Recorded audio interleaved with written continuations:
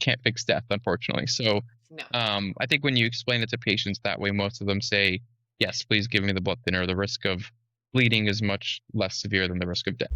Hey guys, it's Mel, your host of the Cutting Edge podcast. This is a show where we talk transformation from every angle: body, mind, and confidence, with a little sparkle and a whole lot of truth. I'm joined by my amazing co-host, Dr. Omar Beidas, and the plastic surgery pro, and Ashlyn Barnes, our go-to therapist and mindset queen. Now, quick disclaimer, none of us are your doctor or therapist. We are just here sharing real talk, real stories, and real growth. So grab your protein shake, settle in, and let's get into it. This is The Cutting Edge. Hey, it's Ashlyn. Just one more thing before we begin. I will be sharing some of my own plastic surgery journey, which is personal to me and may not reflect what others go through.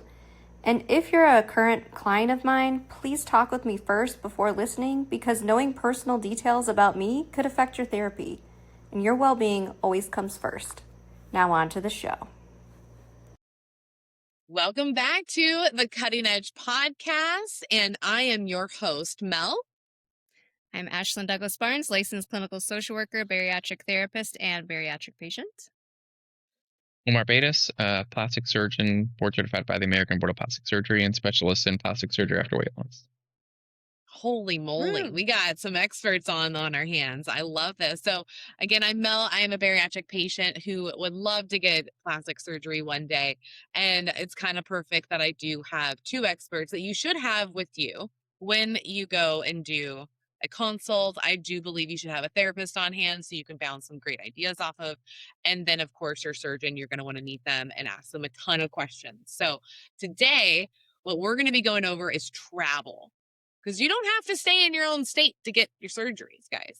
You could go literally wherever you want. So I wanted to ask, the experts here of like, is there places we shouldn't go? Are there safer than others? We're just gonna jump right into where are we? Okay. I know. Loaded question. Where should we start? Oof. I don't know. Where should you not go? Was that your question? Was that the first? I guess no. Then we'll start first with, is it safe to travel while you get your surgery? Just regardless. I think so. We have plenty, personally, we have plenty of people who come to our practice and seek us out because of the work that we do.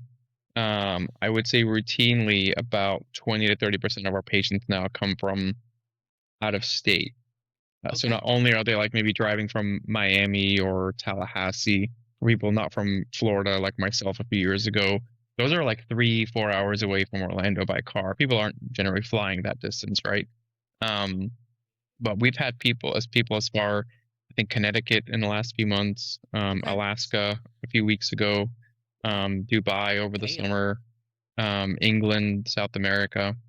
So we get a fair amount of people from all over the country and all over the world as well. So, well, then that proves the point. If you're coming from South Africa or the UK and things like this, then like it's obviously safe to come in, get surgery done. How long do you recommend them at least staying like in the city? Yeah, that's a great question, right? And that's usually one of the first questions we get asked by those people is how long do I have to plan to stay? Things like, am I going to have drains? What's the recovery? But the number one question for those out of town patients is, how long do I have to stay in town? Ultimately, it depends on what surgery or surgeries you're having done. I would say it ranges from about a week to sometimes 2 to 3 weeks. But, generally, I think to answer the first question, which I don't think I really answered, it is safe. I think you just have to make sure you line up with a surgeon who does it safely, right? Because it can be dangerous to travel in the sense that you can go to a country where it may not be safe, or a city. But also traveling in and of itself, getting on a plane, or even if it's a long car ride, someone from Miami coming to Orlando, which is 3-4 hours, that increases your risk of blood clots in the calves, right? And we call that a DVT. And general anesthesia, if you're having surgery, also increases that risk. So now you've kind of got two strikes against you. And then certainly there's other factors like age, how long your surgery is, if you've had a previous blood clot, if you're on hormone therapy, if you're on birth control or something with estrogen, all those things, being a woman increases your risk factor. So Um, Of course it does. Why wouldn't it? Oh boy. And so, your surgeon, if they don't have a lot of experience in this and they don't do this safely, you can have a big problem traveling, right? So, Okay. we take all those things into account. A lot of our patients from out of town, we call it prophylaxing someone. So, kind of pre-treating a risk factor, which is a DVT. So, we give them blood thinners the morning of surgery, and sometimes we send them home with a blood thinner for 30 days. Okay. So I think all those things you have to take into account. But yes, traveling definitely is a risk, and you just have to find someone who does it safely. So depending on how far you're traveling, what surgery you're having done, it can range from 7 days to generally no more than 2 weeks. But I've had patients who came from, like my lady from Alaska, she stayed almost a month. Not that we told her to. She just chose to say 4 weeks. Her husband golfed while she was recovering. Yeah. They had like an Airbnb. They've done, this is like our second stage with us, I think. So she's done this more than once, but generally I'd say 7 to 14 days is average. So would you give anybody a blood thinner just to be like, because they're traveling, like they're taking a flight in a week, or is it only because they have like pre-existing? Would I give anyone a blood thinner? So there's calculations in plastic surgery. I will say none of the ones that are published are great. So we've kind of devised our own scale based on, they weren't made for plastic surgery. They were made for general surgery or orthopedics, for example. So we don't have one that has specifically studied plastic surgery patients. So the best thing we have is someone who took a bunch of general surgery patients and then some plastic surgery patients in order to kind of like extrapolate what they thought was a good scale. I would still say it's not great. And even if you follow that scale, you can have a pretty high risk of blood clots or DVTs. So I would say prophylax most of our patients. If your BMI is a risk factor, depending on where you fall, not getting up and walking, excuse me, not getting up and walking is a risk factor. And, when we do like a 360 lower body lift, some people are up walking that night, if they're super motivated, they're at the gym. Other patients are almost like mostly in bed for the first week. So again, that's another risk factor. So, and we don't know, I mean, sometimes we can tell who that is, but sometimes you just don't know how a patient's going to do after surgery. So it's safer to just give them the blood thinner. The thing I tell patients is, yes, bleeding is bad, right? But I can go in and I can fix you if you're bleeding. I take you back to the operating room, we open the incision, find what's bleeding, stop it, close you back up. It cost you another trip to the OR, right? I mean, is that bad? Yes. I can't fix a clot if that clot dislodges and goes to your lungs and kills you, right? I can't. Hey friends, this episode is sponsored by findabariatrictherapist.com, because bariatric life is full of ups and downs and everything in between, but you don't have to go through it alone. Findabariatrictherapist.com makes it easy to connect with therapists who truly understand your journey, the mindset shifts, the identity changes, and all the real-life challenges that come after surgery. Because therapy designed for bariatric patients changes everything. Visit findabariatrictherapist.com and find your support today. I can't fix death, unfortunately. So no. I think when you explain it to patients that way, most of them say, yes, please give me the blood thinner. The risk of bleeding is much less severe than the risk of death. Yes. That's actually why I asked, is because one of my biggest fears is actually dying from a blood clot, just because you don't really know what's coming. And so I've always been nervous of having like an embolism. Is that what it's called? An embolism in your brain? Yeah. So that's why I was like, would you just give it to me so that I could feel more comfortable knowing like there is like a way low chance that could happen? Because I'm thinking in my head, okay, because guys, I live in Oregon, he's in Florida. So if I went to Dr. Beidas, I know that's a 6.5 hour flight there and back. And so I'm thinking in my head, okay, I'll stay there for about a week, but then that 6.5 hour flight and not being able to be mobile, like, I think I would want a blood thinner, to be honest with you. Yeah. So 6.5 hours is, it's funny, even myself, like when I travel, if our flight's longer than 2.5, 3 hours, I wear compression socks. And I make my wife wear them because, again, travel by itself, air travel is a risk factor for blood clots. And my wife hates this, but every time we're traveling, I pull out her compression socks and put them on her dresser the night before so she knows to wear them the next morning. And She Aw. hates wearing them, but she knows that she has to. So, Yeah. Well, now I know. I'll start wearing them when I come see you guys. That's for sure. yes. And it is interesting because, like, I have a condition that increases the risk of blood clots, though I've never had one.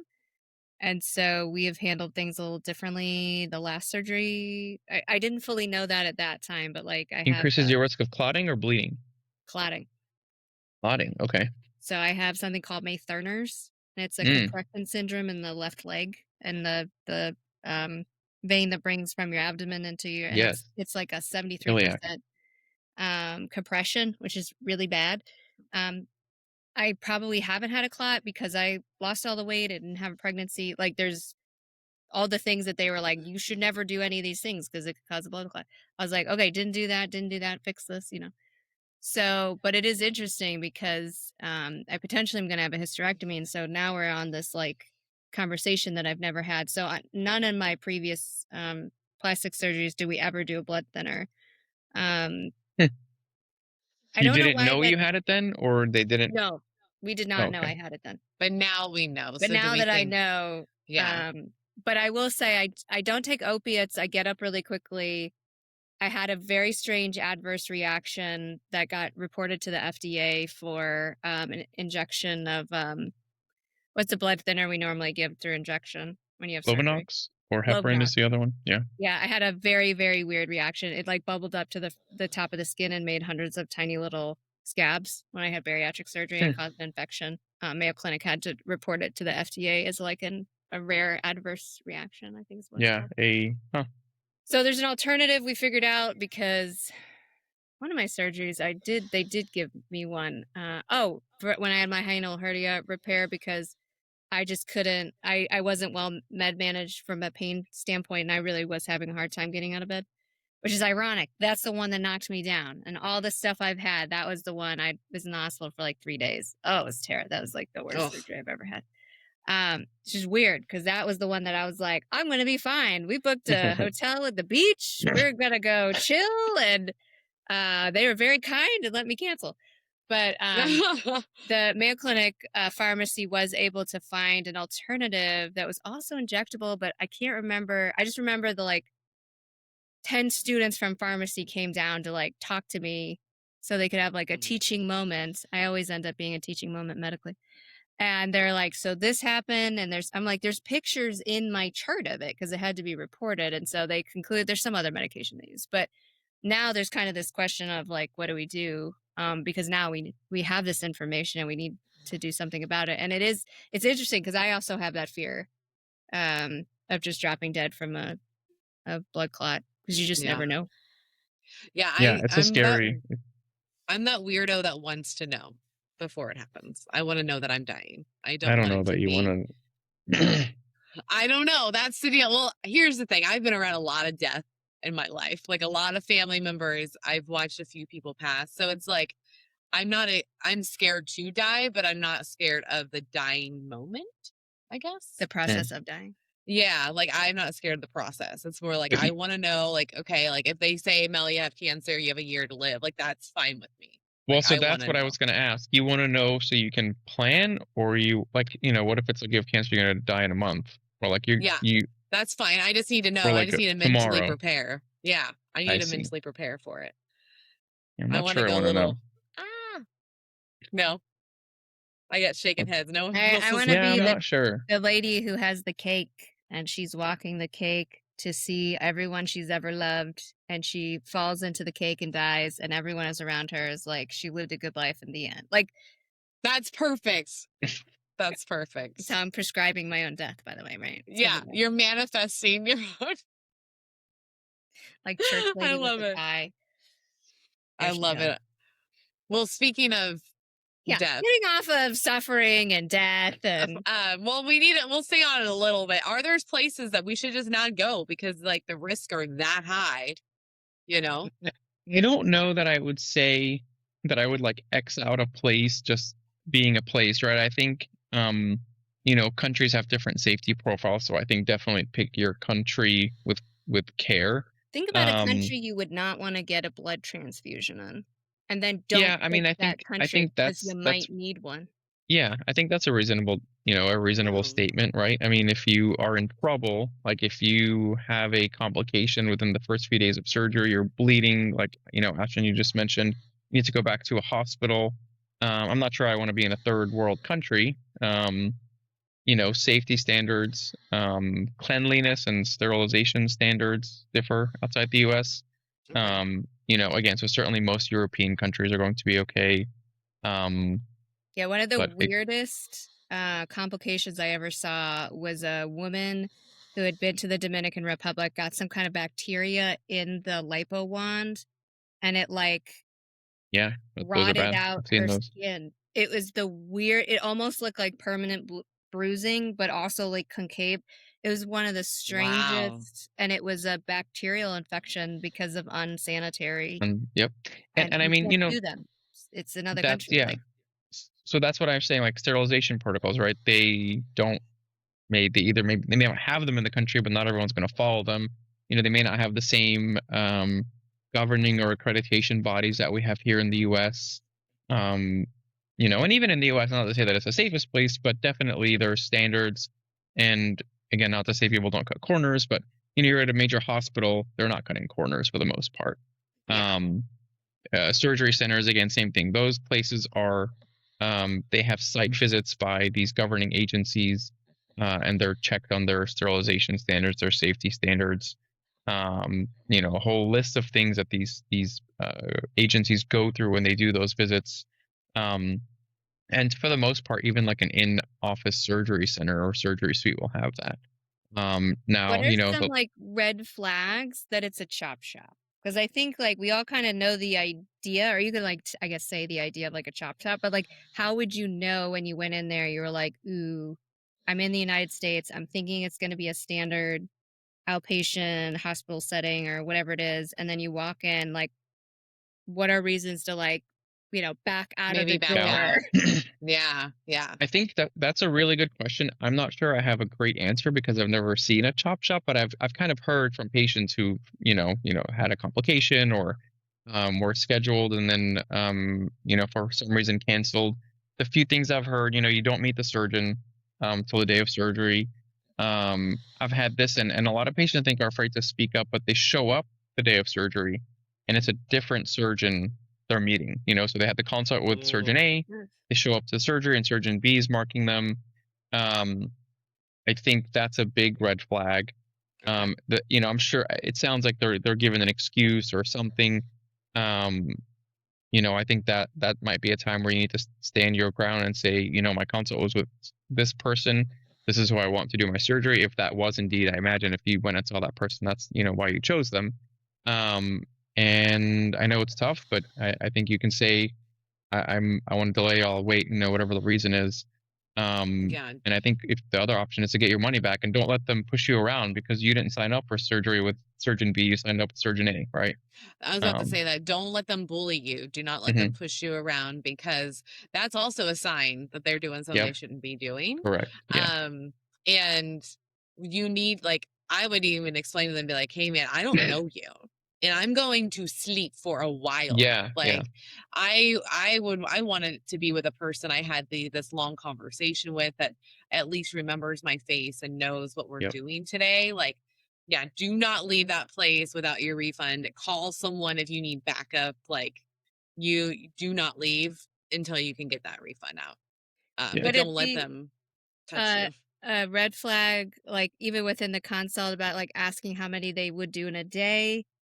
Or are there just, I know there are some surgeons that just do more in a day, but like if you're getting some, like what is a number that you just be like, if they said they were doing that many cases in a day, or your surgery was scheduled really at a weird time, or Yes, and we hear that. I mean, again, we live in Florida, so I think we hear a lot of crazy things out of Miami. I would say, yeah, if your surgery scheduled at like 6, 7 p.m., it's probably not a great thing. Do you want your surgeon having already? We start generally between 6 and 8 a.m., right? Do you really want your surgeon, let's say 7 a.m., has done 11 hours of surgery and they're starting your surgery at 6 p.m.? Like, that is not, safe. It's not a good idea. Clearly someone just looking for volume, not looking at quality. I do think the day of you can have delays where maybe your surgery was supposed to start at 3 and you get pushed down and now it's 6. We do that every once in a while. That happens. Luckily, it's extremely rare. But unless I'm tired, I'm okay doing the surgery. I'm not doing it every night where I'm working till 8 or 9 p.m. And sometimes we talk to the patient and say, hey, like it's late. We can reschedule you for tomorrow, the next day. Maybe it's not a good idea to start this surgery at 6 or 7 p.m. And I've done that a few times, right? I don't want to start a surgery at 7 p.m., especially if it's like a 3-hour case. See, and that's how you know you have a good surgeon, is someone that's actually like thinking about things like that and actually goes, hey, this one lasted longer than we expected. Let's move you to a different slot because I want it to be safe. Which I always felt better when I knew that surgeons would delay, because I knew that meant something, they felt like something needed to be done and they did it, instead of just being like, well, that's all the time. Because I would imagine in a chop, like you're not going to fix it. Like you got to keep it rolling because you need that volume. Yeah, Because my guess an is what assembly line. pushes that volume is that they're paid on production. And so they need more production in order to make more money. So they're actually driven to do more and more, or get more people in, or do it faster, or like what is the drive maybe there that's causing some of that safety? It's volume. You're right. So if you we talk about like BBLs in Miami and breast dogs. Are those you'll big see, two? those are the big two. I mean, they're very common surgeries. I think nationally, breast augmentation is the second most common. BBL is probably up there. Liposuction is number 1. Those price out between $3,000 and $4,000 in Miami. Like you'll see ads, $3,000 to $4,000 for a breast dog or a BBL. Our price is closer to 7 to 9 for those two. 7 to 10, let's say, for those two procedures. Yeah. So to be able to do breast BBL, let's take BBL for $3,000 or $4,000. That's like a 3 to 4 hour surgery, and it's pretty intense because you're doing 2.5 hours of lipo and then re-injecting the fat that you've harvested. That's not like an easy surgery that I want to do even two of in a day, right? In Miami, people were doing like 9 of them. This is not an exaggeration. This was like you can look this up in the news. They had to essentially make a law to cut down the number of BBLs that you can do in a day. What was happening is, if you can sign up 10 people to do 10 BBLs in one day, that's $35K, right? So that's volume now. You've just created a lot of volume coming into your practice. But what was happening was, because again, it's an intense procedure, you might have 3 or 4 rooms going. They had assistants in each room doing the harvesting, and then the surgeon would come in at the end of each surgery and just re-inject the fat. Yeah, I've heard this in a different way, where this guy was doing up to 10 surgeries in a day of I think it was our bariatric surgery, or could it be general surgery, but he had the same thing where he basically was like the main guy, and he would check on all the rooms, and it would be the assistants or the doctor one down that's in learning, that was actually doing everything, and he would just come in. There was a whole write-up about him too. It's fucking crazy. In training that liposuction. Sorry? Of all the types of liposuction is the one you're having them. Yeah, which it's funny. People think lipo is flipped. He put some X's and say inject. The BBL is the dangerous part, right? I mean, that's where that's where people die. Right. But if I don't know, I guess as the uneducated, I would be like, okay, surgeon's going to do the lipo. He's going to throw some X's and tell the assistant to inject where he put an X. I don't know. I thought it would be flipped. It seems odd that the assistant would be the one doing the lipo. Yeah. I mean, yeah. They're both dangerous, but I would say, especially I didn't realize the fat part was dangerous. Yeah. Before they mandated that you use ultrasound, a lot of, they had a peak of deaths, I think it was in 2019 or 2020 from BBLs. The reason they were dangerous was because people were putting the fat in the muscle, in the gluteus muscle, right? The butt muscle. But there's a lot of big veins there. And so when you would put the little cannula in, which is the kind of like a metallic hollow rod that you inject the fat through, if you ended up in one of those veins and injected enough fat, you would do you would create essentially a blockage with fat that would travel up to the lungs, kind of like a blood clot traveling up there Yeah, instead but of a blood embolism or a clot. It's called a fat embolism, and then people died. you're literally dying How on would your you own fat. know? Yeah. Does it feel just like a regular embolism? Like, how would you know if you were having one of those? Yeah, shortness of breath. I mean, some of these people Same. didn't make it like very far, as in Yeah, I like was gonna off the say. table or like within a. Yeah, I mean, So- it's a pretty quick thing. They start to decompensate in the operating room Yeah. many times because that's where the fat just immediately blocks the. Yeah, none of Yeah. these are in hospitals, so it's not like we would then need Correct. to like. Well, no, Yeah. that's actually how Kanye West's mom died. Was Mhm. that way. He paid for the surgery and everything, and then his mom. Well, Like, that's that's why why. we have the That's why liposuction law. yeah, and that's why he's all fucked up because like, oh my god, I know I would be. I'd be like, I just paid for my mom to die. Like, this is crazy. Was that So plastic? Was that surgeon a plastic surgeon though? I don't remember. Oh, Okay, Google that. Probably not. Yeah. Or he's maybe on it. but it seems weird. It's Kanye West. He could have paid for the most. I know, but I think That's that's what where I'm it was saying. ironic. Oh, yeah, because quality. well, because people do get frustrated when they come to Florida and they can't do their. I've had clients that are like, "Oh, I'm going out to some other state because I can't have as much lipo," and I'm like, "You can. You just have to be in a hospital and pay more money." Yeah, and the deal is like it's For probably safety. yeah, it's probably like 100% for safety, and that's probably the issue how we were talking offline of like how I've gotten contacted by outside countries wanting me to come in and get work done.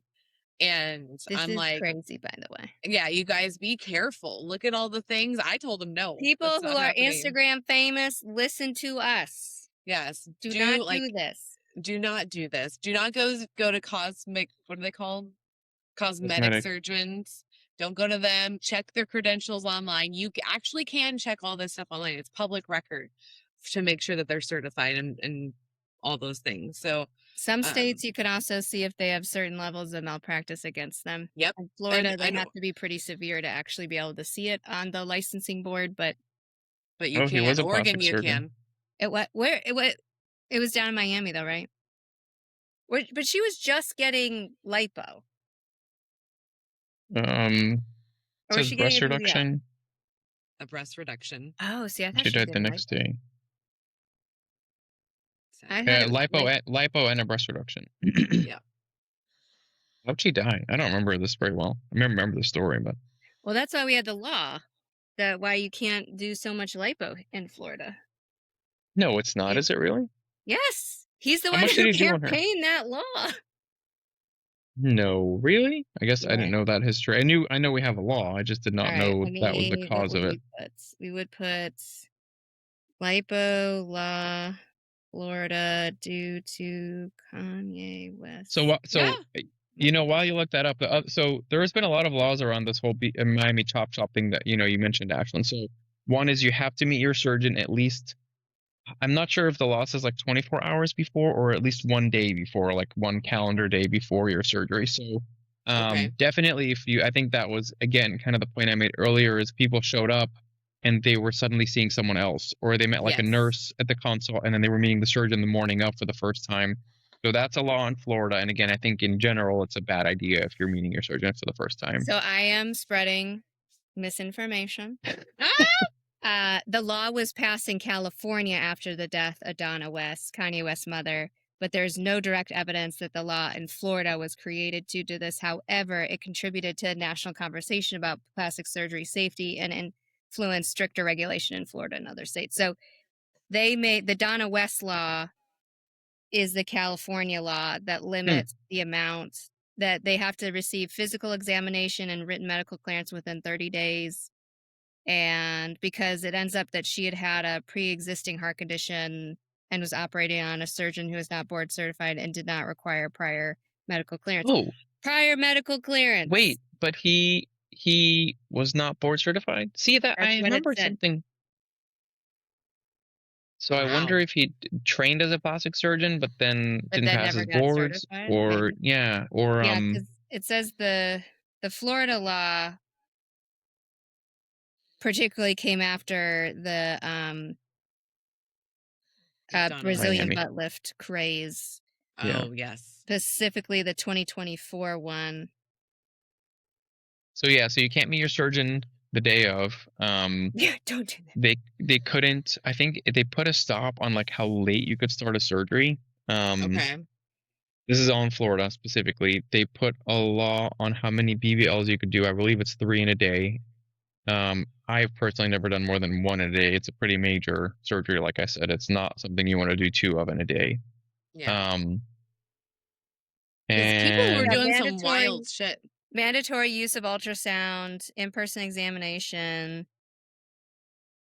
yeah, you have to. So now, then that was the. They must be. I think the ultrasound one came later. So now, yes, you have to use ultrasound if you're must be injecting fat into the extubated. buttocks, and it can't be in the muscle. That's now illegal to put it in the muscle, which I mean, And for they safety must reasons, be we don't do that anyway. Yeah. Extubated? Extubated?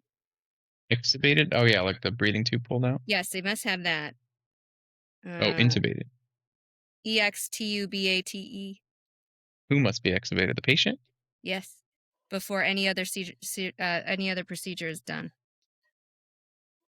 Says the fat must be injected into the subcutaneous space yeah. only, and the patient must be extubated before any other procedure begins.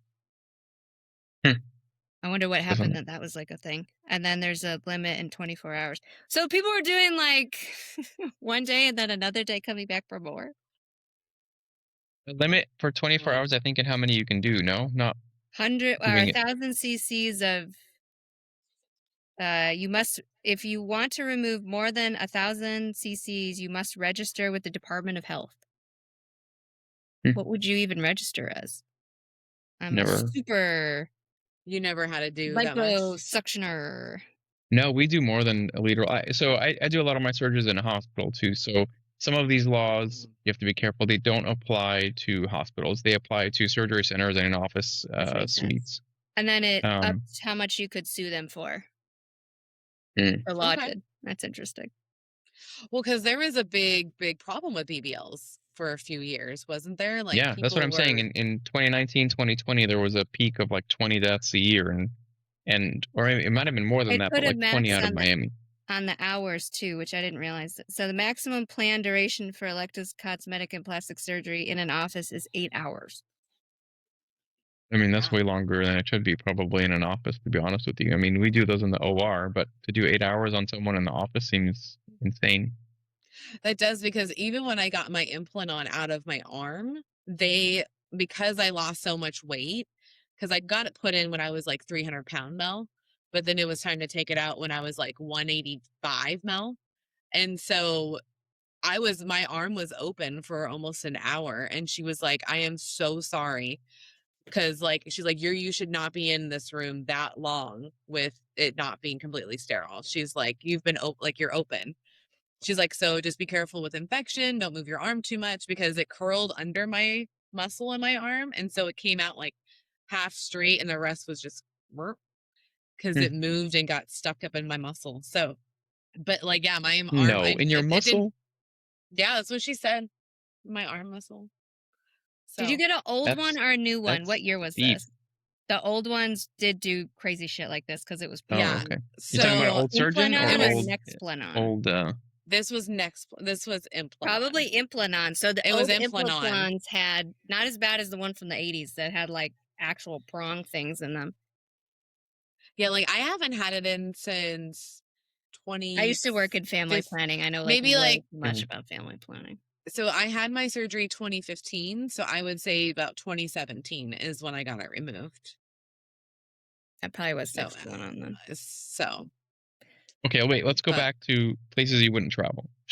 But anyways, yeah, back to places of don't travel. Yeah, so places, as Ashlyn said, where you may not want to get a blood transfusion. So basically, I think like third world countries for me, people can do what they want, but that would be out. Probably even like second world countries. So make sure you're going like, Europe, France, Italy is going to be safe. Israel. I know there's a lot of, Israel. Yeah, I know a lot of people. Maybe not. That might be Gaza, might be a little more political of an issue. There's more medical. I think people. Dubai is a big spot. Singapore is a big medical tourist spot. Those places are going to be generally safe.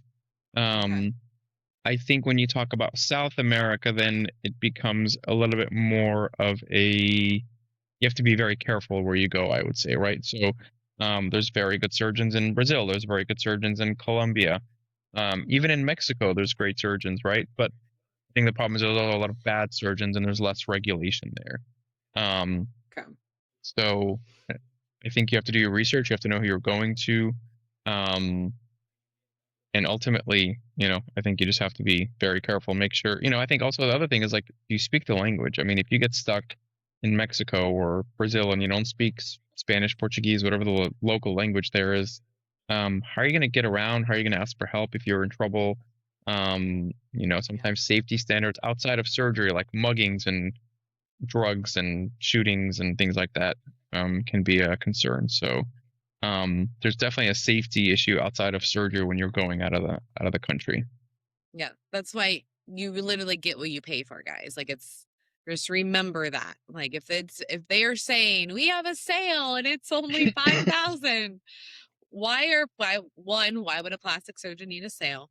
And then 2, why is it so cheap? We got to ask ourselves these questions. Dr. Beidas, what is your feelings about surgeons in general that advertise outside of like before afters or social media, where they're literally like, I lived in Tallahassee, there's billboards for the place in Destin where back in the day you could get a $2,500 boob job, like billboards, sales, money off, deals. And like, I understand sometimes even my plastic surgeon will do like 1,000 off breast dogs, or they'll do some kind of like, not a deal, but it's not like everybody gets a $2,500 boob. It's also back in the early 2000s, so a little cheaper back then. But I mean, this is a personal thing. I mean, I know plastic surgeons do discount, not everyone, but some do, and some run specials.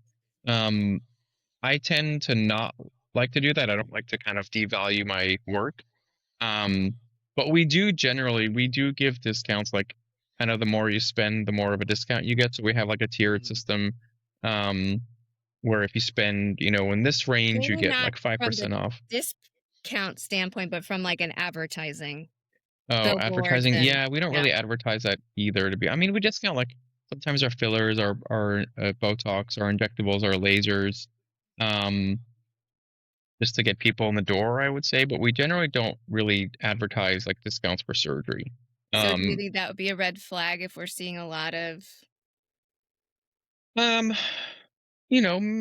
wouldn't say a big red flag. I mean, I would definitely be careful, because that either means that surgeon's not busy, or they don't value their work, or they're not a plastic surgeon, potentially. I mean, again, I think if the price is too good to be true, and I think you've got to look at the even in the US, right? You've got to look at the region. So I have friends who practice in Beverly Hills, and I have friends who practice in New York.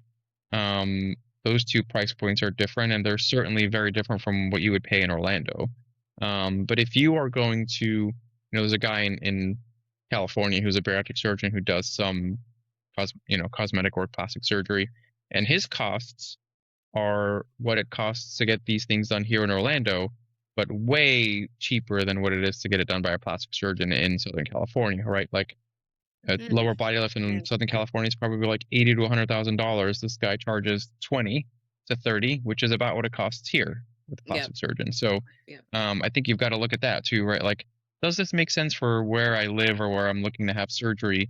Or is this person way cheaper? Again, for us, it's the Miami $3,000 BBL. So that's what you guys have to battle, is dealing with the Southern. Yeah. At the same time, I mean, I'll say this one point, but for me, this may sound bad, but I don't mean it in a bad way. The patient who's looking for a $3,500 BBL, my only advice is, bad idea, don't do it, it's unsafe.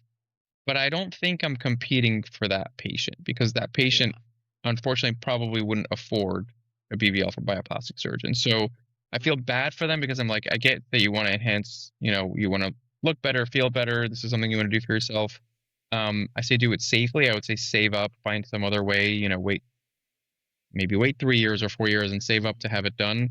But when you because you talked about like advertising, that's a totally different patient population. I think that we're not going to ever advertise, or, they're not going to come and see us for a BBL. That's actually one of the reasons I tell my office staff, like, you have to give people an estimate or a range of prices on the phone. Because before we did that, people would come in, get a quote for a BBL, and they would they would basically go to our financial coordinator and say that, like, they sometimes would just straight up walk out of the door, yell at them. They would tell them, well, I could have gotten this for, $3,000 in Miami. And it just creates a lot of problems. So that's not the same patient population that I'm advertising to. No, you're not. And sorry, back to your point. No, I was gonna say, like, that's basically the problem is I think it's a red flag if we're seeing billboards advertising like that. And it's because there is people that don't care about safety, or maybe it's just not their number one priority. They would rather be like, well, it's worth the risk, right? It can't be that bad. And guys, we're here to tell you it can be that bad. If you haven't watched all those crazy reality shows about it, like, then take us for our words. Like, it's not worth your health and you actually not getting the result that you want. Like, you work hard for your money, right? Like, every dollar counts. So, like, why not make sure you're safe while you're getting, like, this kind of big procedure you're doing? Absolutely. Yeah. I mean, it's not just your body, it's your life, right? I mean, again, the risk of DVT, the risk of death, the risk of bleeding, those are all real things that can happen with surgery. So Yeah. What are some reasons people may want to consider traveling as an option? Because, like, one of the things that always surprised me is, like, rural areas tend to be really expensive.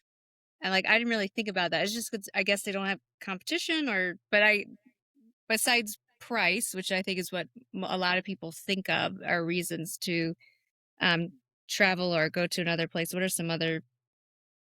um I would be surprised that rural areas are very, very expensive, at least compared to, like, again, like you look at like New York. It's much more expensive. I mean, even looking at the price of consultations, like, I have friends who charge $500+ for a consultation in New York. I have friends in Southern California who charge $1,000 just to have a consultation, right? Whoa. You won't find that in Orlando, as far as I know. No one's charging even close to $500 for a consult. Do you get But the I think $1,000 if you sign up for surgery? I think a lot of that, yeah, Oh, like for us, it goes towards the cost of surgery. right, Yes. right, Oh, right. So I was you're gonna say that's what good. mine Yeah. always were. But in California, do they keep the $1,000 or they put it towards the I surgery? think it goes toward, again, I don't know all the details, but I can tell you for sure that the cost of a consultation is not, for most doctors, maybe unless they're starting out and they're just trying to get some business.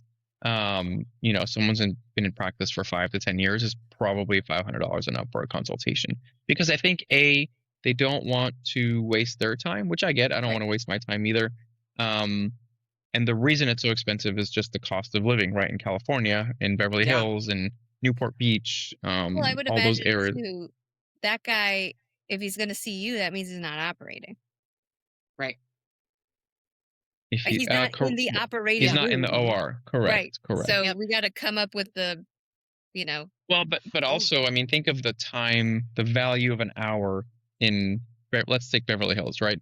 The value of an hour in Beverly Hills, he's got to pay his rent, his staff, and all that is costing him more than what it costs me in Orlando and what it costs the guy in New York. Yeah. So Yeah.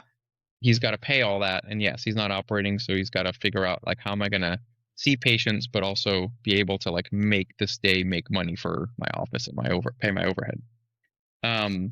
That's completely fair. Is there, like, a day that you just do consultations and that's just it? So that way they're not, like, chopped up in between other patients? Yeah, for me, because of the way my practice is set up, it's usually Thursdays is my clinic day, and then I'll occasionally add, like, a Friday every 2 to 3 weeks just to catch up. So I usually have 1 to 2 clinic days a week. But there's some surgeons, especially if your OR is in your office, where it's easy for them to, see a consult, do a quick case, go pop back and see another consult or a post-op while they're turning over the room, right, between patients, and they just bounce back and forth. I don't have that convenience because our office is a few blocks away from the OR, so it wouldn't really make a whole lot of sense. So you wouldn't say that's a red flag if you're noticing that in the office? Okay. I wouldn't. Again, I mean, as long as it can be, right? If you see other things that are kind of fishy or weird, I think then it becomes a red flag. But I don't think it's a red flag by itself, let's say. And then, Ashlyn, sorry, to answer your question about what's another reason, I think expertise, right? So if you're looking for something that not very many people do, if you're looking for someone who does a lot of one thing, you're looking for the guy who did Kylie Jenner's augmentation. So there's certain things people will travel for. Like I said, we get people from all over. So there's some things we do that not very many people in the world do, and people will travel for that, right, and pay for that. What is that? What do you do? I know, you people gotta don't tell do in the us. world.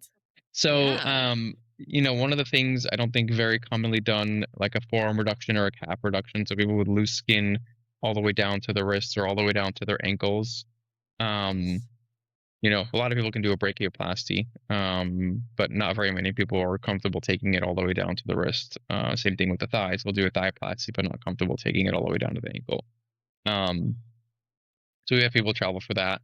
I think just general like body contouring things we have people travel for. Gynecomastia, male plastic surgery. Not very many surgeons do men, or do a high volume of males. And so sometimes we've had, like I said, the patient from Connecticut. He was a male, not long ago, who came down and had surgery. So. Well, and I wanted to point out that you handle like people that have had big weight loss. Mm-hmm. So guys, that's a big difference too. Like you want someone, especially if you're had extreme weight loss, our skin is different. So we need to have someone that knows what they're doing. I would not be comfortable going to someone that's because we have a few in Eugene and Portland that can do these surgeries that like you do, but they're not well versed in extreme weight loss. And so I wouldn't want to do that. The like training you had and like how many people in the US, like to me, I was just like, oh, I didn't even know that was like a thing you could look up. Yeah, so at UPMC at Pitt, there's a program for surgery after weight loss, and so it's a very unique fellowship. It was a 1-year program. There was some, I did take call and do other things pretty rarely, but I'd say 90 to 95% of that 1 year is dedicated to post weight loss patients. Again, the vast majority are post bariatric, but some are just diet and exercise or lifestyle modification patients. Back then, GLP-1s weren't a thing. So, No. But yeah, we did hundreds of patients that year. How many surgeons come out of that program? Or how many are practicing today that have this level of specialized training? So they take one fellow a year, and they don't have a fellow every year. Oh shit! And ironically, most of the people who've come out of there are international. Also, some in Canada. They've had a few from Israel. They've had, I think, maybe 1 or 2 from Europe or Turkey. And they generally tend to go back to their countries. One of the guys who did that fellowship is back at Pitt as the fellowship director. He's actually one of the 2 who trained me. And then Dr. Peter Rubin is the one who founded it, and he's been doing post-bariatric contouring for over 20 years now. How many currently practicing plastic surgeons have this training? In the U.S. In the U.S. In the U.S. We're talking like under 10, under 20, under 50? Probably under that specific fellowship, probably under 10, I would say. Yeah. Holy moly. Yeah. It's probably like a 15 to 20-year-old fellowship, and like I said, a lot of them were international. Joseph Michaels, he's famous in the kind of Virginia, Maryland area. He was one of the fellows from there.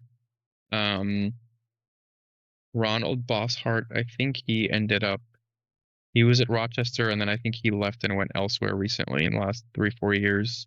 Jeff Gussenoff is the one who's back at Pitt. Myself, and then I don't know that there's been another U.S. one since me, and I was 7 years ago.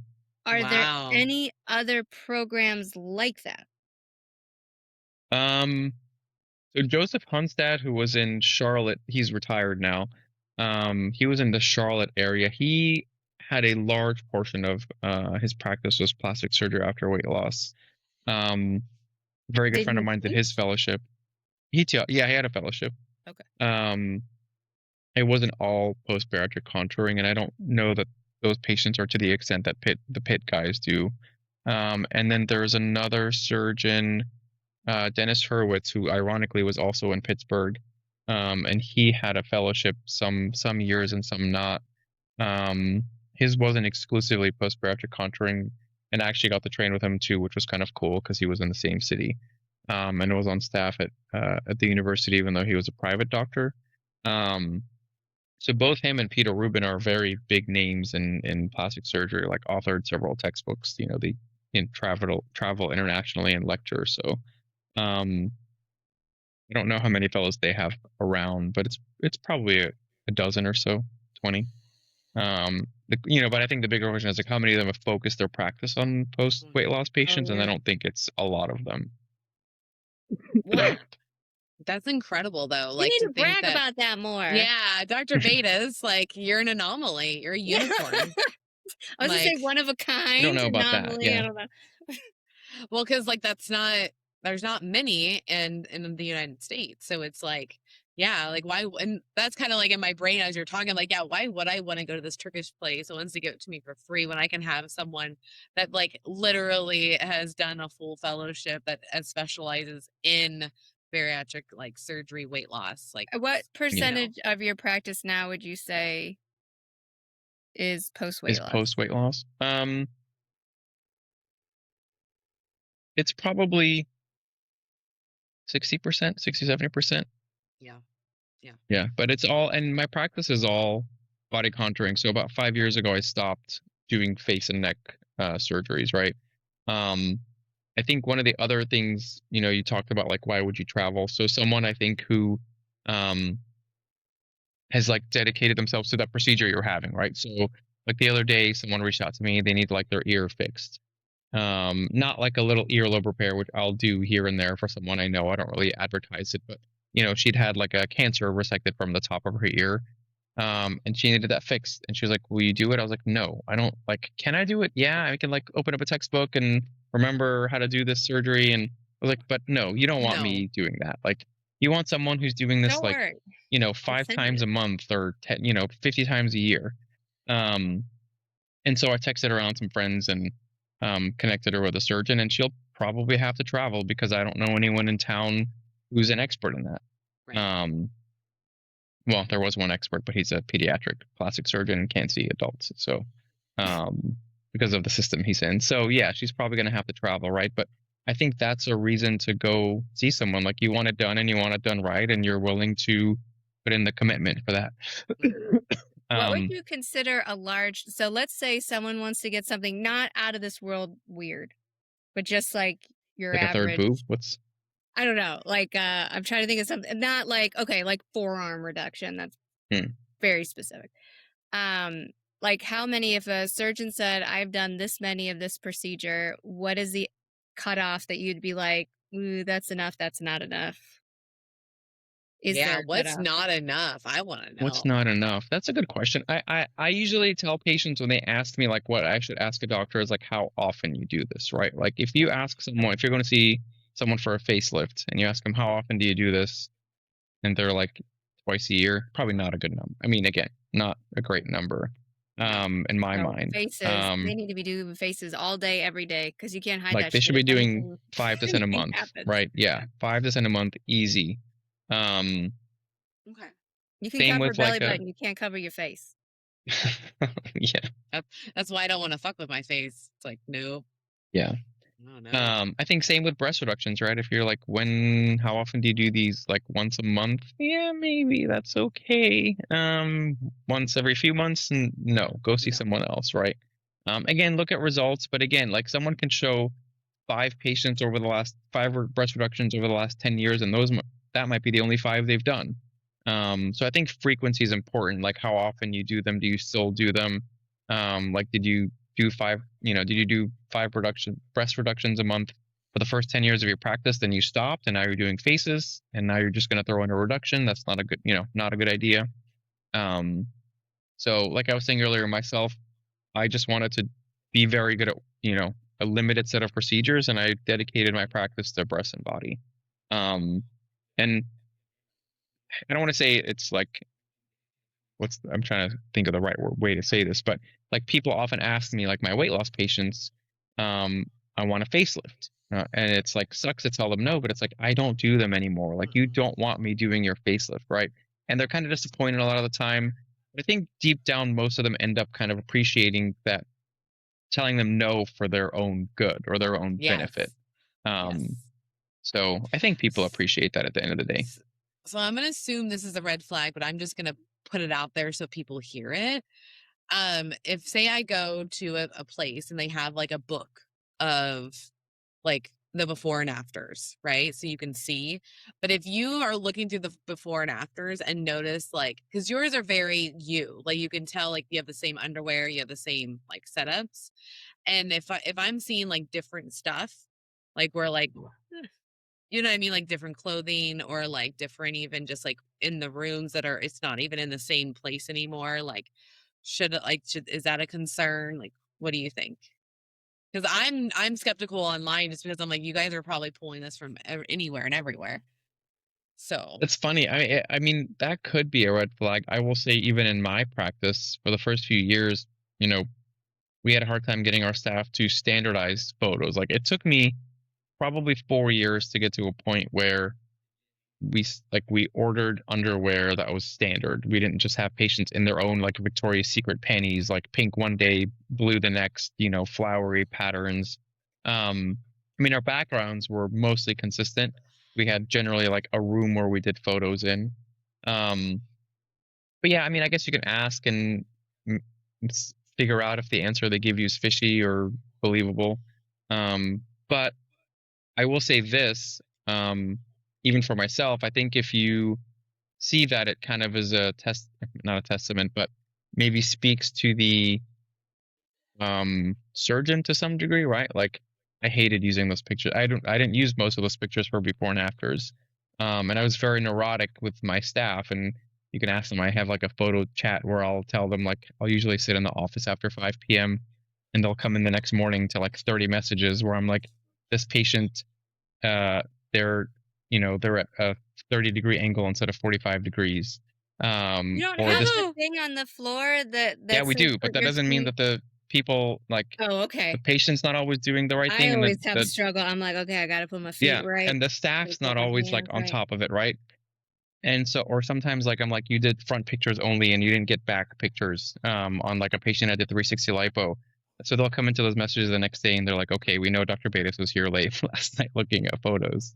But that's I'm funny. neurotic about it, so Okay, so I think I would want someone that's neurotic because that means they're going to be very particular about your they're surgery. neurotic about other things, right? I Yeah, would that's kind of my say point. potentially not necessarily a red flag, but maybe not good fits. I remember I went to one surgeon and I was looking through his book and I noticed that every single solitary one was a relatively thin lady to begin with who probably worked out a lot, had a baby, and then they fixed her tummy up to be perfect. And I was like, do you have anyone in here who was of Yeah, a different weight, a starting weight, or had extra skin? And he was like, we do, we just don't put them in the book. And I was like, Hmm. hmm. That's definitely a little bit of a red Right. flag. And I think Yeah. he kind of thought that I was offended, which I wasn't necessarily. And I thought about it. I was like, yeah, I guess that is offensive. But I would be it was offended. interesting because it was like, I don't want you to see the ones that I don't view as perfect before. I don't know. I just felt like the book was not what I actually found very comforting is when we were going, Dr. Beidas and I were looking at some where you were just like, and this one, and this one, and this one, and this one, and I think that one. And it wasn't like, I'm going to give you this curated, these are my absolute, I don't know. They were all good, but I think it made me feel more comforted. One, some of the people look like me because that was important because Yes. because I've had clients that were like, I don't understand why I didn't get the results. I looked in the book and I asked them like after the fact, I'm like, did you notice in the book if there are any like people that had a lot of extra skin and they're like, to come to think of it, they like Yeah. had extra skin, but not like me. And I'm like, they probably had a baby. And that's what their extra skin was not from weight loss. And so it's different. Again, I think not necessarily like a red flag because, I don't know, they may have a reason for it or maybe, again, they don't do a lot of it, but it's like. It's a yellow. Caution here. Yeah, I like that word, the yellow flag. Yeah, and I didn't go with that surgeon. That interaction, we had a couple issues in our interaction, but that I was kind of like, why do these people look normal? I think you bring up operate on supermodels? I mean, you bring up a good point, right? And not to say we always tell patients, just because you see someone in a before and after that looks like you, that doesn't mean that you're going to have the same result, even if it's exactly the same body shape, right? Like fat can be distributed differently. Maybe we talked about something and then you opted to have something else. And then that's, like I told you need lipo and you're like, well, I don't want to pay for lipo. That's going to give you a different result from someone who does everything that we've talked about. I think the other thing to keep in mind for everyone out there is surgeons are going to generally show their best, at least what they deem as their best results, right? Right. Even if I have social media consent from a patient, if I'm like, I don't love that result, or I didn't exactly like how that turned out.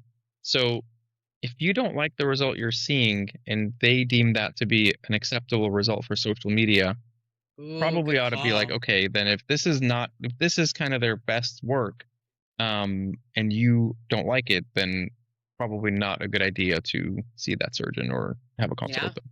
Which I will Yeah. say, a different consultation. I remember we were talking about the skin on my lower back, and he kept showing me these pictures, and I'm like, none of these patients have butts anymore.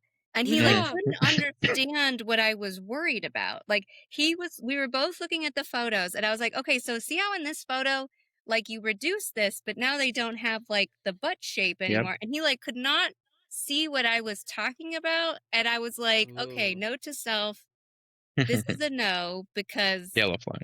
he didn't Yellow. right. He didn't Mhm. see what I saw as a problem.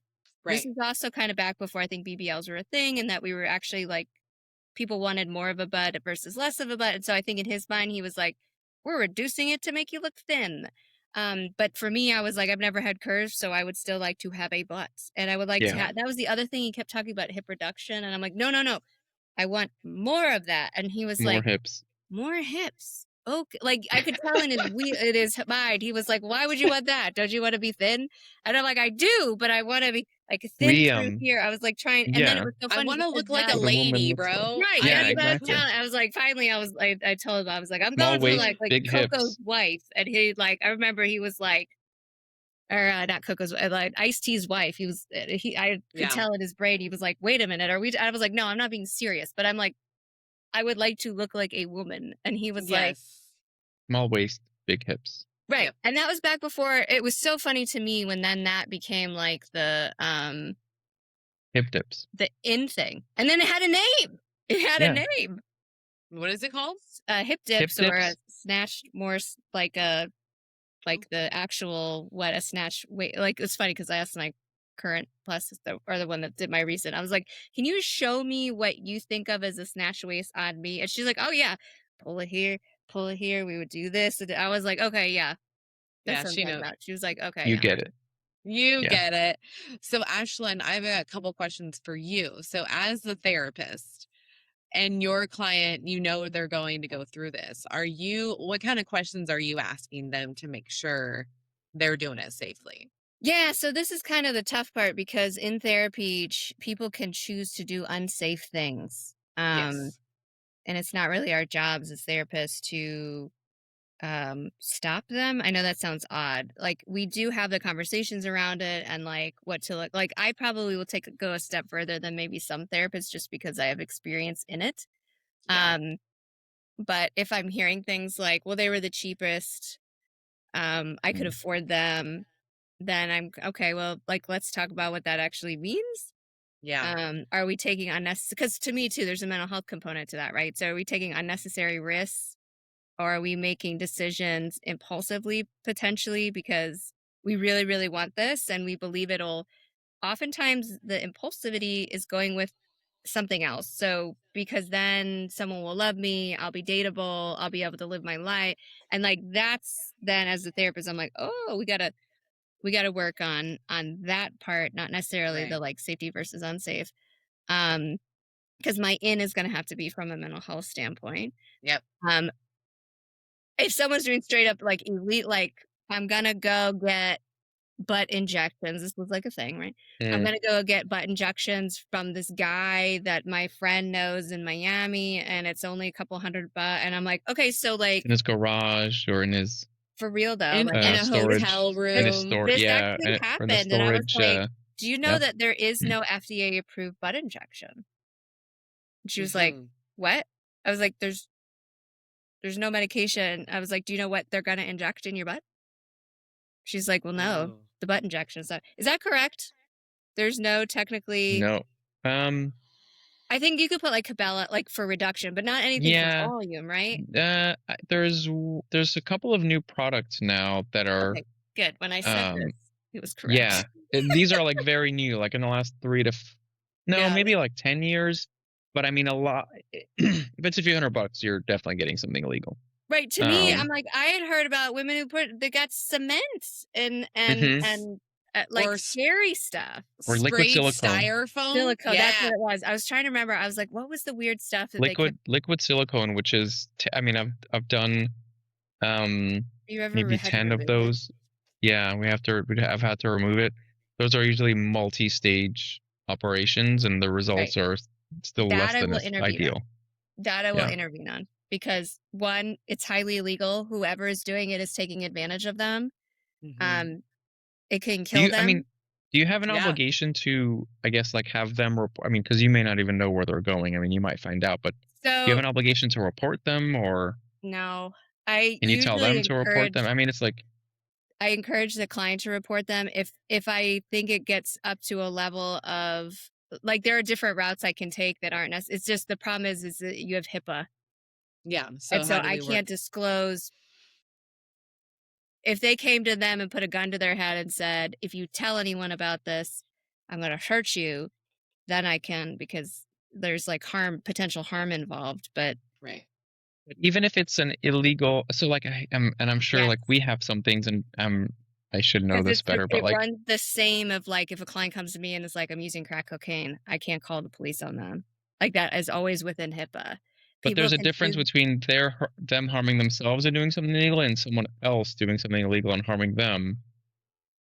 I don't think I would honestly, for me, I would have called. In this case, I didn't because she didn't actually do it. But if she was like, "No, Ashlyn, I'm going to go do it," I would probably call my liability insurance, talk to the lawyer. So therapists can call their liability insurance. We can talk to a lawyer usually immediately, and we could say, "Hey, what is the ethical? Like, I have an ethical dilemma. I would like to report this because if they're a vulnerable adult, I could." Because I could, but it would be, again, I would have to do some gymnastics and I would want a legal consult to say, I consulted with a lawyer. We Yeah. decided to break HIPAA. This is why. And then usually they send me a document that says, this is what we consulted on. This is what we decided. So, like, totally ran. I had a client that stole my wallet. I knew Oh. exactly who it was. They then used my card in a store and it was them. But my thing was like, can I break HIPAA and say that that's my client who stole my wallet and I saw them using my credit card? And so yes, I can because I'm a victim of a crime. So, but again, I had to call my liability insurance. I had explained to them what happened. They had to say, okay, hold on, let me look it up. Let me give you the specific thing.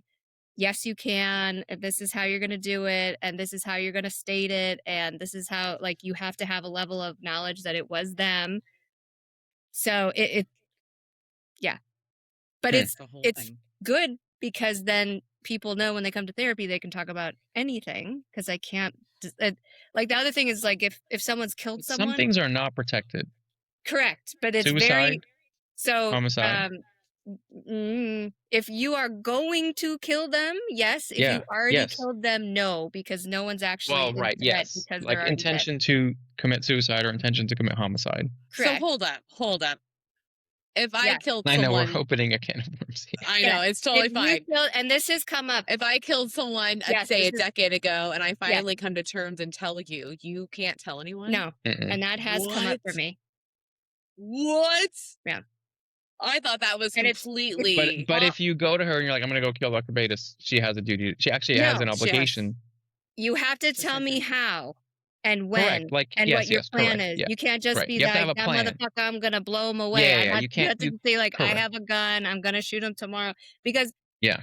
the thing that isn't in the law but is for us, if you have the lack of insight to tell me that, you are not in a good state of mind. Yeah.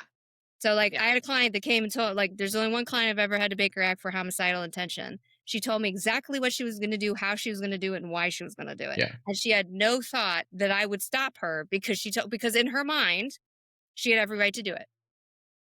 And it was the most stupidest reason to murder someone. So I'm just like, we have to protect you. Oh, You need homicide, help. not suicide. Homicide, Yeah. yeah. It was homicide. And it was a case too where I was afraid she was going to do it because she was not in the right mind. And then not even come to and be like, oh my God, I just killed this person over this very stupid reason. Don't answer this if you can't, but was it her husband? No. Oh. Then that's like even worse kind of in my head. It's like, oh, this is like No, that was really part. I this can't is tell so you. I can't tell premeditated. you It's the like not even funny. relationship, but part of why I had to Baker act her was the relationship made no sense. Huh. Oh my God, even worse. So I wanted to bring up something that we talked about before offline Yes. real quick, because of Miami and how I've had a friend that actually has gone there. I wouldn't consider her a friend, but I know her. I know of her. And she legit, guys, went to Miami, got it done for the $5,000, and they wheels her in, and it was like, she said the OR kind of looked a little weird. And I really don't know what that means, because If you've gotten to that point, though, it's probably too late to turn back. it's right. They've Yeah. probably already given you some drug and you're drowsy and Yep. And so she went through with it, but like legit, she was only in office like after that for 2 hours. They put her in a wheelchair and was like, all right, time to go. And I that's what would they say, were yeah, doing red to flag. everybody. Pushing people out too quick. Nothing dry. Now, I will say my last surgeon I will always say would we've tell had a you, few complaints about that too. I feel like patients always think But- they're here. and that's why I literally wanted to say this, because my surgeon made a very good point the last time. She's like, I want to put you in the car, and I want you to kind of go back to sleep in the car, because I had like an hour 15 drive. She's like, Okay. I don't want you to be so awake and so alert that then every bump and every like feeling you're. I was like, okay, fair Never enough. really Now thought of she that, still but wasn't pushing me like out early, but I think Yeah. we did talk to like, you may not want to be fully awake when you get in the car, so that way you like kind of go back to sleep, chill out by the time, Yeah, and then usually by the time I get home, I'm feeling more awake. well, I mean, so just the explanation to why, nurses want you out, right? So, usually if you're at a surgery center or a hospital, you're not the only patient they're taking care of. There might be like a breast aug, right? That's a 1-hour surgery. You shouldn't be you should not be in the recovery area for more than like 30 to 60 minutes, unless you have like uncontrolled pain, unusual nausea, vomiting. That's again very unusual, but that's probably the big reason why you might need to be there a little bit longer. Otherwise, like an hour later, they have another patient coming in, right? If they're just doing back-to-back breast augmentations, and another hour after that, they have another patient coming in. So at some point, it's like, okay, we can't keep eyes and vital signs and safely monitor 4 patients, so we have to get people in and out quickly, right? It's to some degree like a throughput thing, and really, there's no need for patients if your vitals are okay, you've tolerated some juice and crackers or whatever they give you there. There's no reason to stay. I had a lady, I won't, maybe in the last few weeks, I won't say specifically when. She got out of surgery. We did a breast revision, took out her implants, put new implants in, did some mesh, did some lipo. We finished with her around maybe 9:30 or 10. She was the first case of the day. And then she wakes up and she tells the nurses, I'm going to be here till 8 p.m. because I paid for the surgery. Nurses are like, 8 p.m.? What are you talking What? about? Is it This even like open that I late? was saying, are you guys even open till 8 p.m.? I mean, the hospital's open, right? But yeah, I don't.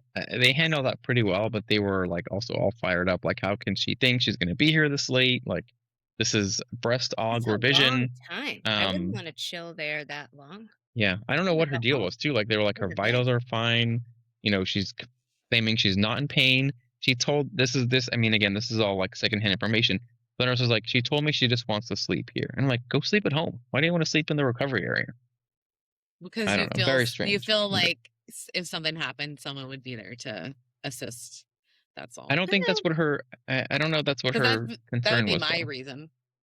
Is that It's so? How it interesting is? because it's like, if that's your concern, so like I'm a slow waker. I really struggle, especially if we're using general anesthesia. So like, for many reasons, the first set of surgeries I had, I always stayed overnight, and so that way it's literally super slow. But like, I paid for that.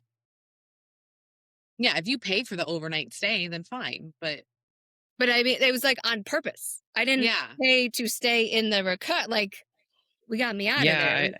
This was not that, and I'm not really sure so what weird. her like intention or motivation or like thought process was. Yeah. Maybe she was like out of it after anesthesia. She did eventually leave at like 3 or 4, but I mean that's still a very long time to be in recovery after a breast case. So what is the typical like time frame? Like, you know how like I would want a 360 and then the lift with like fat deposit. So what does that look like? Am I only going to be there for a couple hours or? Afterwards, yeah, probably an hour, maybe more than an hour, probably like 90 minutes to 2 hours. But you may not remember the first like 30 to 60 minutes that you were in the recovery room, right? Like you might still Right. be waking up and groggy. Um, but generally, yeah, from the time surgery's done till someone's leaving after like a 360, probably about 2 hours. And then I would have someone come get me, and then we would go to the recovery You go to house is the, what I'm yeah, recovery house.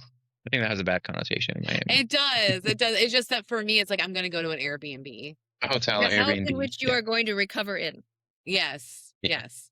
So, okay, so then that's normal because that actually freaked me out when I mean, I know that she went to a chop shop, like, that's what we figured it out afterwards, got looked it all up, but, like, realizing, okay, like, so that is pretty normal even for me when I go to you, and I'm really only gonna be in there for about 2 hours after surgery. So After so surgery, yes. yeah, after surgery, so just be mindful of that, okay. And then what, do you call them at home at all and check on them, or how does that work? I give most patients my cell phone number. If they have any problems, they just reach out to me. The practice always has someone on call too. So if for some reason I don't answer, which I don't think has ever happened, I've had a few patients text in the middle of the night, which I don't get. I always tell them like, if it's late and you're concerned, call me. Call, yeah, yeah. Call, yeah. And then it's funny because during the day I tell them call the office because I'm usually operating and no one's checking my phone. Um, what was the question? Oh, do we If check? you if Yeah, so usually we see you the very next day. And Okay. if not the next day, within like, 2 to 3 days. Generally someone will call them the next day from the office just to check on them, see how they're doing, make sure they're getting up and walking again, preventing blood clots, taking their medications, eating, hydrating. I mean, all the kind of the big things we want to make sure patients are doing. Yeah. Um, but we will see them the next day or within 2 to 3 days after surgery. All right. And do you guys think we missed anything when it comes to traveling? Is there anything that we need to cover that we haven't? I just want to make sure you guys are all safe, guys. It's very important. Mhm. Remember, this is your body. This is your life. Like I know me, I would want it to be in the best hands that I could ever find. So, and if that means I have to stay for a few years, then so be it, right? Yeah, I think, look at results. If you're traveling, for sure, you want to make sure you're traveling to someone with expertise. Try to fish out any red flags during the scheduling process, during the consultation process. I don't know if your friend Mel that you referred to. We've heard a lot of practices in Miami. Again, we hear a lot. I say Miami just because it's close to us, but it happened. We've heard about it from everywhere, where they had the surgery and then they have no follow up. Oh Like yeah, yeah, the no surgeons follow up. don't. Yeah, they try to call them like, "Hey, I have a question. I have a problem." The staff's not answering. The surgeon's not answering. um, read reviews. Take them with a grain of salt. Like if someone has a 4.7 star and they have a few 1 stars, I've got that, right? Everyone's going to have some unhappy patients. But if you're looking at Yeah. someone with, 300 reviews and a 3-star rating, there's probably something there. So make sure they're up, going to take care of you after surgery, not just kind of abandon you, which is illegal, by the way. If that's happened to you, you should report that doctor or that practice. What else? And then make sure they're safe. I think that's the big thing, right? You just mentioned this, Mel. You're putting not only your body but your life in this person's hands. So if you feel anything is off, I think trust your gut. You're never going to go wrong. See another consult. Ask people about the surgeon. Um, I've had patients maybe who were like, I've had a few women who were like, I'm so scared to have this surgery. Like, I'm not sure it's the right thing. I probably had like 3 or 4 of those in the last, 7, 8 years at this point. I think it's very powerful if I've told them, well, how about I put you in touch with this other patient who felt the same way as you, Oh, there you go. Yeah. and now like is, ready to like book her next stage. I think that's helpful. So I don't know if, I guess it's kind of weird, but you can ask your surgeon, like, do you have anyone I can talk to? But again, they're going to pick and Bariatric choose who surgeons often do that. yeah. Yeah. I think Yeah. that's you're probably You more do have to be careful though, because your surgeon's picking who you're speaking to. So they may, send you to someone who had a great experience. But yeah, No, I think those would be those my are 2 or 3 all things. I think those are all good ones to just be aware of. Ashley, did you have anything? listen to your gut. If something feels off, if something feels weird, if something feels not quite right, Yeah. listen to that. This is not something that must happen right now in general.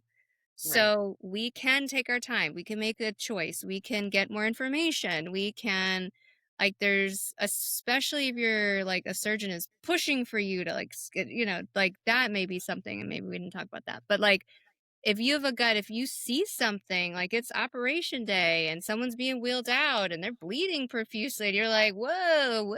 Like, my friend who had surgery was bleeding profusely as they rolled her out in hopes that no one would see her. And it was like, if you go in and you see something weird like that, now some of it's just going to be new to you. So like, having like mine was in the office. It's an OR in the office. It still feels kind of weird. Like I walked in and I'm like, I am walking myself into the OR. I've never done that before. That's kind of odd.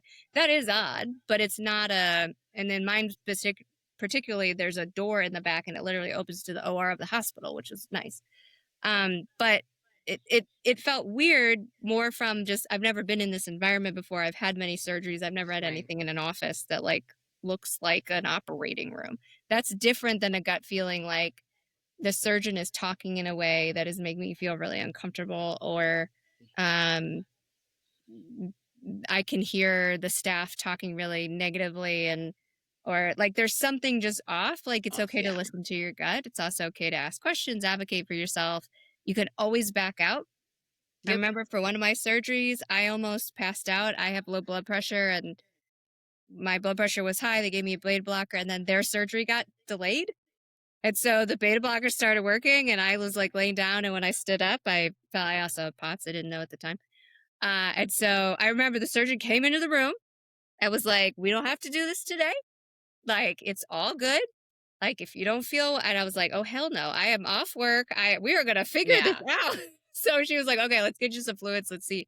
I was the last patient of the day. It wasn't a big deal. But part of me, but I remember thinking, is she someone who would come in the room and say, it's all good. We don't have to, clearly that's not a production, like someone who's a production is going to be like, absolutely, like, who cares? Like, let's keep it rolling. Let's keep going. Like that made me feel good knowing that in her mind, it was like your safety, how you feel is at most important. And I'm like, can't ever think of a gallbladder surgeon doing that.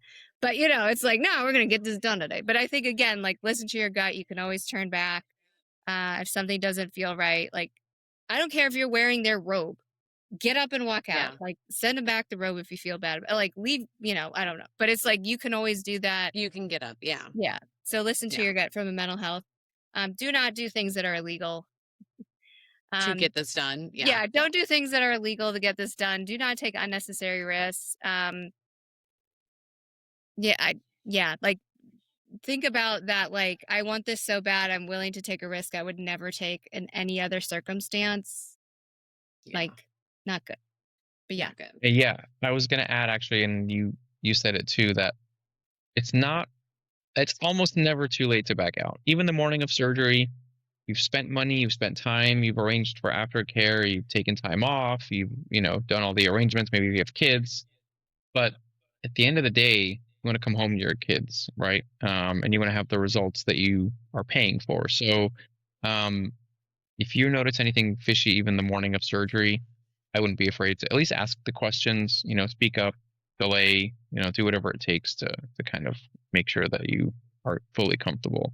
And I think, Ashlyn, you said your surgeon demonstrated that perfectly, right? Like, hey, it's not late, it's not ideal, but I'll delay you if we feel like this is the safest thing to do for you. I mean, I've had patients where, I'd say most recently, the one example I can think of, had a Jehovah's Witness, and she's anemic, and she's a Jehovah's Witness. And so she's already starting. Yeah, not a good combo, right? So we're starting low, and I warned her about all this, right? I think one of the other things that good surgeons do is they try to predict problems before they happen and warn you about them. And so I told her, I'm going to start with you. We were doing arms and like a fleur-de-lis, I think, if I remember correctly. And I told her, I'm going to start with one part and I'm going to close it. Usually I start with one part and I move on to the next while my assistant's closing the first part. But I told her we're going to start with that, close it, and then we're going to check your hemoglobin levels. And if we're still comfortable with where they're at, then we'll move on to the belly. There's no point in cutting open the belly and starting there if I'm not comfortable. And sure enough, her hemoglobin had dropped enough. Maybe she got too much fluids from anesthesia, so it kind of looked low. But she'd already started low, and we can't give her blood. So we did the arms, checked your hemoglobin. I wasn't comfortable. I stopped. And There you go. again, I think for a little bit, patients might be one of those situations where they're not, obviously they're not happy. But I think ultimately they appreciate that we took their safety first, right? And didn't like cut corners or do everything we talked about just because they paid for that day. And we gave her her money back and told her to come back and do it once your hemoglobin levels are back up. So, Oh, see, even better. Guys, this is what you're looking for. These types of situations where people and the surgeons are willing to be like, okay, this is too much. And I want to thank you guys all for listening to the podcast and making sure you guys are safe. We just want all of you guys to do things like knowledge. Knowledge is power, whether we like it or not. It's huge. And yeah, I thank you guys for being on the show and telling us all the deets on what to do and where to go and how, what to look for. So until next time, guys, be safe and let us know if you need anything. Drop it in the comments. Bye. bye.